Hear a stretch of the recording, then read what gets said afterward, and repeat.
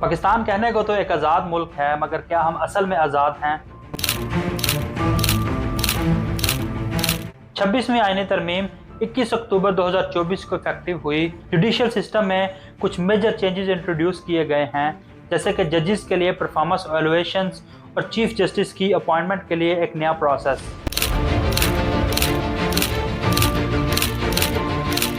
Supreme court के सो मोटो powers का खात्मा कर दिया गया है कि वो किसी भी इशू को लेकर बिना किसी फॉर्मल पिटीशन के खुद से लीगल प्रोसीडिंग्स शुरू कर सकता है, मगर इस कॉन्स्टिट्यूशन अमेंडमेंट के बाद सुप्रीम कोर्ट ये सब नहीं कर पाएगी।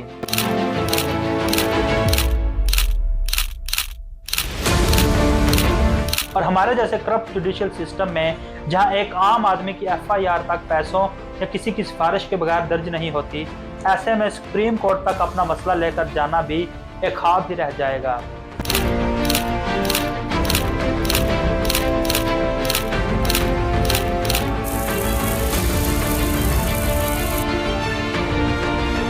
चौदह अगस्त 1947 वो दिन जब कहने को तो हमें आज़ादी मिली, मगर क्या हम असल में एक आज़ाद कौम हैं? कहने को तो हमारा सिस्टम एक डेमोक्रेटिक सिस्टम है, मगर डेमोक्रेसी का निशान दूर दूर तक नहीं मिलता। मुल्की निज़ाम चलाने के लिए कॉन्स्टिट्यूशन बनाया जाता है, मगर हमारे यहाँ कॉन्स्टिट्यूशन तो है, मगर सिर्फ नाम का।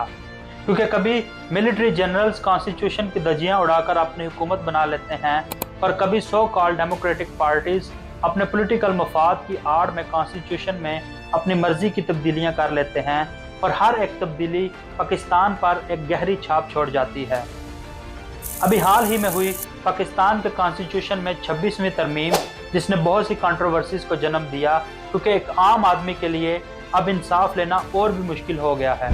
सपोर्टर्स इन अमेंडमेंट्स को ट्रांसपेरेंसी और अकाउंटेबिलिटी की तरफ एक कदम समझते हैं, तो दूसरी तरफ क्रिटिक्स को इस बात का खौफ है कि ये चेंजेस जुडिशरी की इंडिपेंडेंस को कमज़ोर कर देंगे और लीगल सिस्टम में पॉलिटिकल इन्फ्लुएंस बहुत ज़्यादा बढ़ जाएगा। मगर असल सवाल ये है कि ये चेंजेस एक आम आदमी पर कितना असर डालेंगे, और लॉन्ग टर्म में इन चेंजेस के कौन कौन से नेगेटिव इम्पैक्ट हो सकते हैं। आइए जानने की कोशिश करते हैं आज की इस वीडियो में।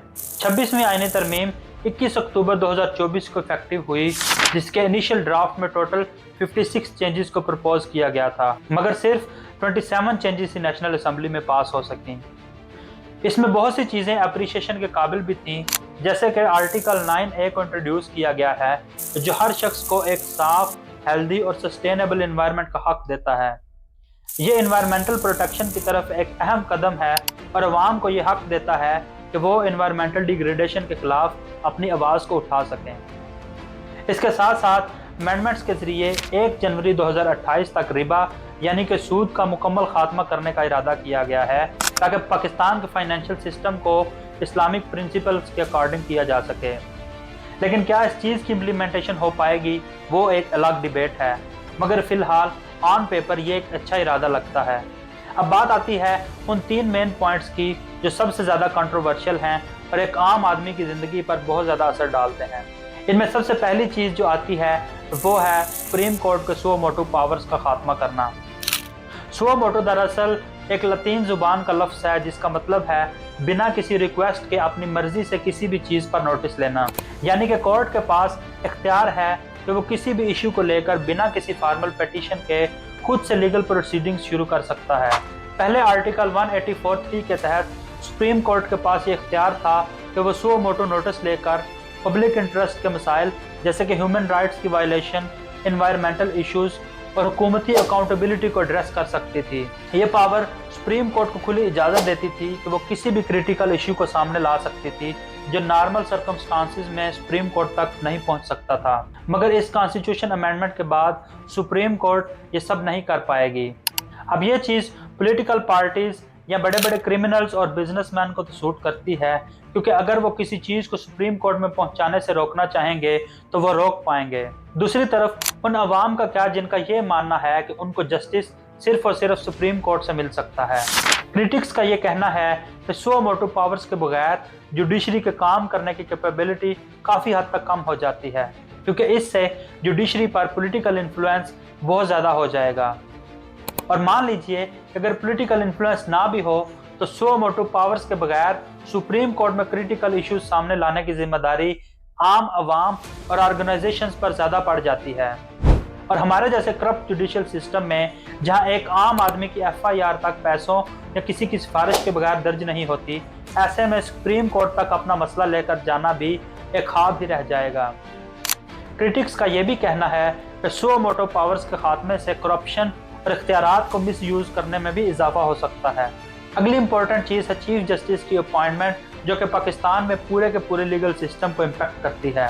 26 कॉन्स्टिट्यूशनल अमेंडमेंट के तहत इस प्रोसेस को भी रिफॉर्म किया गया है। पहले यह होता था कि सुप्रीम कोर्ट का सबसे सीनियर जज ऑटोमेटिकली चीफ जस्टिस की कुर्सी पर बैठ जाता था, मगर नए प्रोसेस के तहत एक स्पेशल पार्लियामेंट्री कमेटी 3 सबसे सीनियर जजेस में से चीफ जस्टिस को नॉमिनेट करेगी और फिर प्राइम मिनिस्टर और प्रेसिडेंट के अप्रूवल के बाद ही चीफ जस्टिस की सिलेक्शन होगी। दिखाने को तो ये चेंज ट्रांसपेरेंसी और अकाउंटेबिलिटी को चीफ जस्टिस की अपॉइंटमेंट के प्रोसेस में लाने के लिए किया गया है, मगर इससे साफ जाहिर है कि इसमें सीधी सीधी पॉलिटिकल इन्वॉल्वमेंट होगी और जो पार्टी भी हुकूमत में होगी वो अपना चीफ जस्टिस अपॉइंट कर सकेगी। इस प्रोसेस के सपोर्टर्स का कहना है कि ये प्रोसेस चीफ जस्टिस की सिलेक्शन को डेमोक्रेटिक बनाएगा और चीफ जस्टिस का इंतखाब सिर्फ सीनियरिटी पर नहीं बल्कि मेरिट की बुनियाद पर होगा। दूसरी तरफ क्रिटिक्स ये मानते हैं कि इस सिलेक्शन का मेरिट से दूर दूर तक कोई ताल्लुक नहीं और ये सिर्फ पॉलिटिकल इंटरेस्ट की बेस पर होगी, जिससे जुडिशरी की आज़ादी को नुकसान पहुंचेगा और इम्पार्शल डिसीजन में रुकावट पैदा होगी। तीसरी इंपॉर्टेंट चीज़ ये है कि 26 कॉन्स्टिट्यूशनल अमेंडमेंट में हाई कोर्ट जजेस के लिए परफॉर्मेंस एवेलुएशंस को इंट्रोड्यूस करवाया गया है, जिसका मकसद जुडिशरी में अकाउंटेबिलिटी को बढ़ावा देना है। इसका यह भी पर्पस है कि जजेस को उनके फैसलों और काम के लिए जिम्मेदार ठहराया जा सके। इससे एक ज़्यादा ट्रांसपेरेंट और रिस्पॉन्सिबल जुडिशरी बन सकती है, जहां जजेस को अपनी ड्यूटीज़ ईमानदारी और इंसाफ से निभाने का जज्बा होगा। लेकिन हम इस बात से बखूबी वाकिफ़ हैं कि ये एवेलुएशन कितनी ट्रांसपेरेंट हो सकती है। इसका दूसरा पहलू यह है कि जजेस पर अपने एवेलुएशंस में अच्छा परफॉर्म करने का दबाव बढ़ सकता है। ये स्ट्रेस उनके फैसले करने को मुकम्मल तौर पर मुतासिर कर सकता है, जिसमें वो केस जल्दी जल्दी निपटाने पर मजबूर हो जाएंगे या फिर ऐसे फैसले करेंगे जो अवाम की राय के मुताबिक हों, न कि कानून के असूलों पर। अगर परफॉर्मेंस एवेलुएशन गैर जानिबदाराना ना हुई तो इस बात का भी खतरा है कि ये सियासी एजेंडा से मुतासिर हो सकती है। जजेस को ऐसे फैसले करने पर दबाव महसूस हो सकता है जो किसी स्पेसिफिक पॉलिटिकल पार्टी को फायदा पहुंचाएं। इसके अलावा ये एवेलुएशंस फैसलों में बायसनेस को जन्म दे सकती हैं, जिसमें जजेस अपनी एवेलुएशंस को बेहतर बनाने के लिए फैसले करें, ना कि सिर्फ कानूनी बुनियाद पर। तो ये थे 26वीं आईनी तरमीम के कुछ पॉइंट्स जो आम आदमी को डायरेक्टली इम्पैक्ट कर रहे थे। इनके पॉसिबल इम्पैक्ट्स के बारे में आपकी क्या राय है, कमेंट सेक्शन में ज़रूर शेयर कीजिएगा। और अगर आपको वीडियो पसंद आई हो तो लाइक का बटन दबाएं, शेयर करें और इसके साथ साथ हमारे चैनल को भी सब्सक्राइब करें। अगली वीडियो तक अपना ख्याल रखिएगा। मिलते हैं नेक्स्ट वीडियो में। अल्लाह हाफिज़।